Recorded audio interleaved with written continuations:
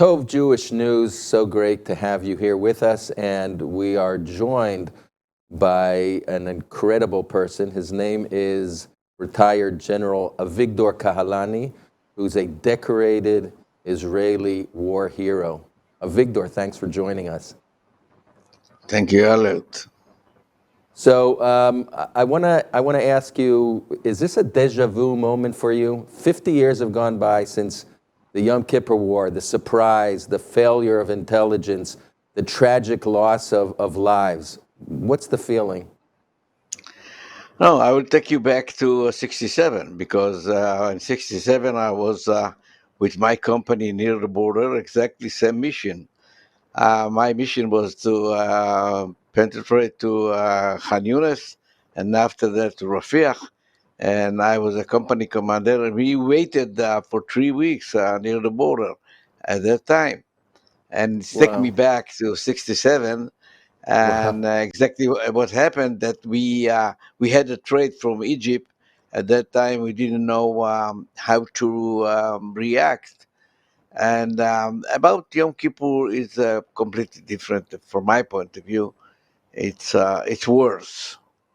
It's worse than it was then. What's worse about it from your perspective as a I general? tell you, Yom Kippur we fought against enemy. The main problem in yeah, they call surprise. I don't agree with that. It's surprise. It wasn't surprise because we knew everything what the enemy is going to do. The problem is to start mobilization at that time, and we didn't do it because the government they thought maybe they have some kind of exercise, and they don't have the courage to do it. Blah blah blah blah. And we fought after that against them, and we, of course, we won. We stopped near Damascus, we stopped near Cairo. Here is completely different. Here in Israel, everybody feel that the government and the army they protect him. They give him the shield what he need. If you have somebody in some area in the world, something happened to him in Israeli civilian, we will send many airplane to take him back. But here it's the feeling of the civilian people that something happened to the army. What happened? Why they didn't protect ourselves? We were ready for everything. We build strong fence, and we have a division over there waiting for them. And something happened. We have to ask ourselves many questions after that because it's we have to take care of our soldiers that they are ready to invade to Gaza Strip. This is I really care about that. I don't care what happened now, but we will investigate it in the future.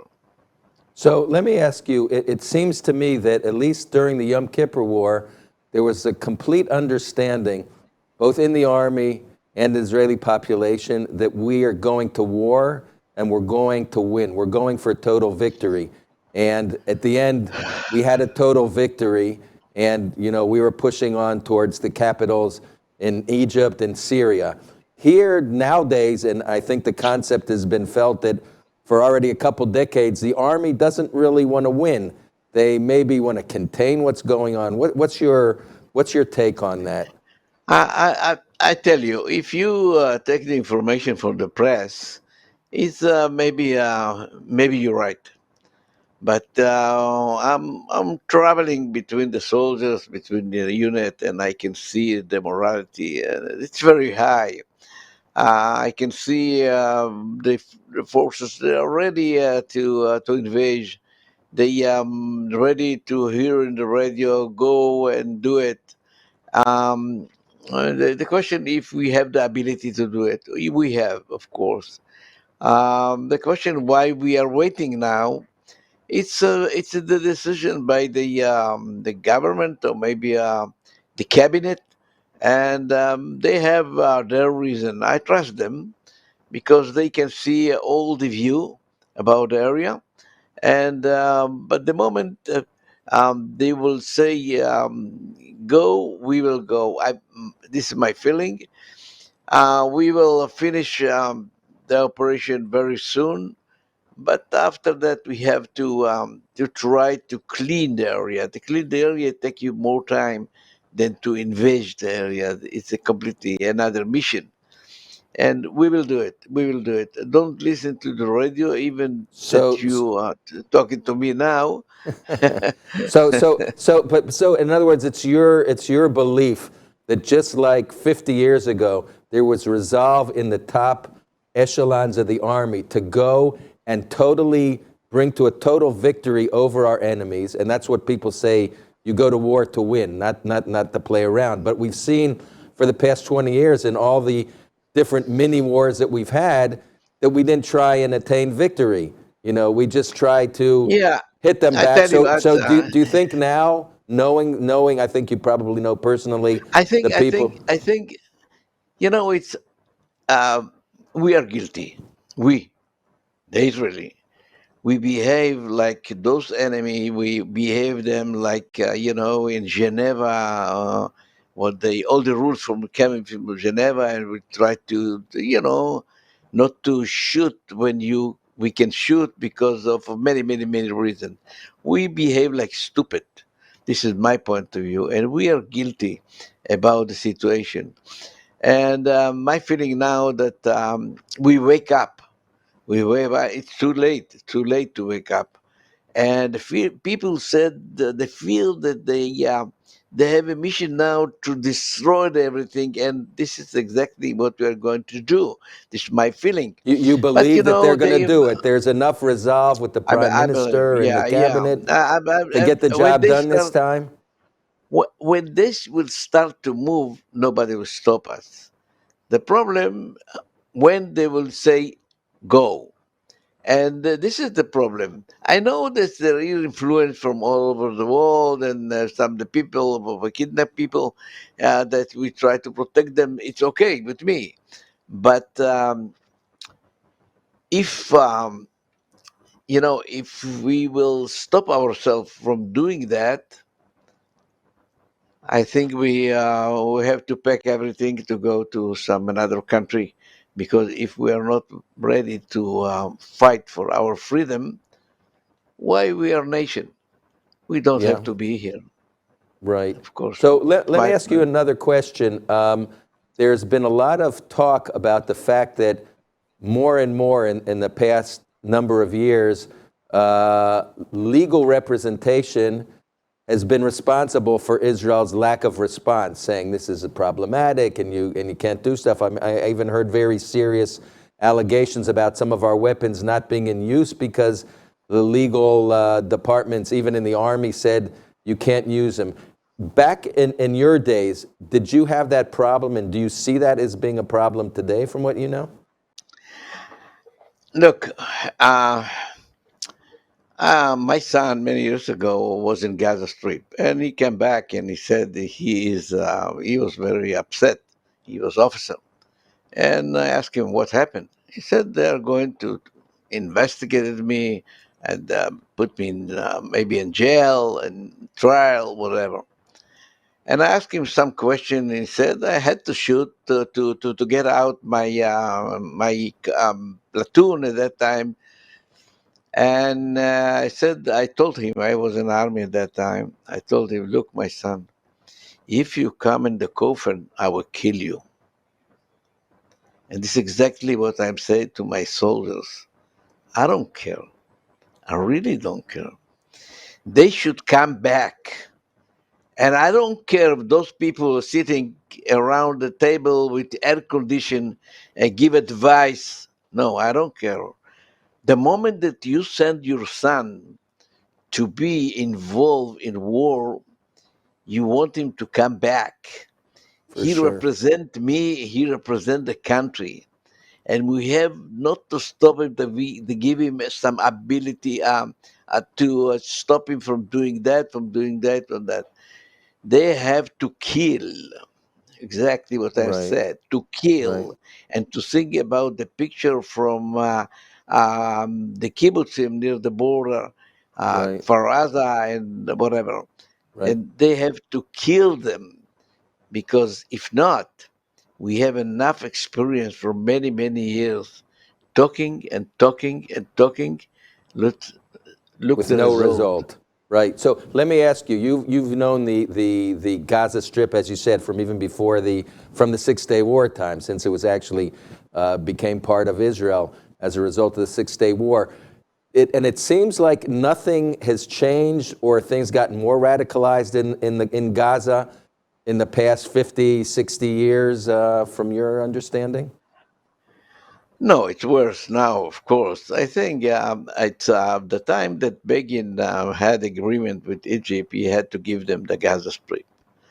Gaza Strip controlled by Egypt is completely different. It's not like the control by the And why Hamas. didn't that happen? And Why didn't that happen? Obviously, because it's yeah, he was clever more than us. Sadat was a Saddam was better clever more bargainer. than us. Well, more than us. Look what happened with the King Hussein. He decided to not to take care about the Judea and Samaria, what the people call West Bank.